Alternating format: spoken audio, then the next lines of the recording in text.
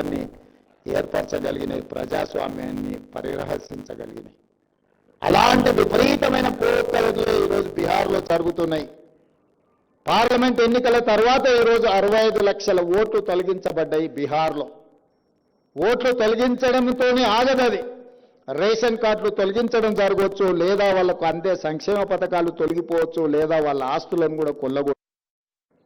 ఇలాంటి విపత్కరమైన పరిస్థితుల్లో విపక్షాలన్నీ ఏకం కావాలి, ఏకతాటిపై నడవాలి. ఈరోజు జాతీయ రాజకీయాలలో కాంగ్రెస్ కమ్యూనిస్టులే కాదు, ప్రజాస్వామ్యాన్ని పరిరక్షించాలనుకున్న ప్రతి వాళ్ళు కదలాలి. మాకేం నష్టం లేదు, మాకేం కష్టం రాదు అని మౌనంగా ఉంటే ఈ ప్రజాస్వామ్యానికే ప్రమాదం ఏర్పడే పరిస్థితులు ఈ దేశంలో ఉన్నాయి. ఈ విపరీతమైన పోకడలు మన దేశానికి మంచిది కాదు. 75 సంవత్సరాలు పూర్తి చేసుకున్న ఈ ప్రజాస్వామిక దేశంలో ప్రజల యొక్క ప్రాథమిక హక్కు అయిన ఓటునే తొలగించే ప్రమాదకరమైన పరిస్థితులు వస్తున్నాయంటే మనందరం కూడా ఆలోచన చెయ్యాలి, చర్చించాలి. మనం ఎవరము మాట్లాడడం లేదు, మనం ఎవరము చైతన్యపరిచే ఆలోచన చేయడం లేదు. చేసినా పూర్తి స్థాయిలో మనం దాని పట్ల కార్యాచరణ సిద్ధం చేసుకోవడం లేదు.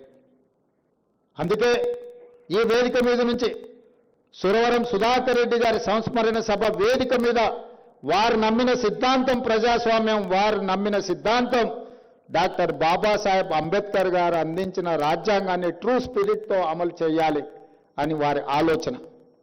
మరి వారికి మనం అర్పించే ఘనమైన నివాళి వారు పాటించిన సిద్ధాంతాన్ని ఈరోజు మనం కొనసాగించాలి.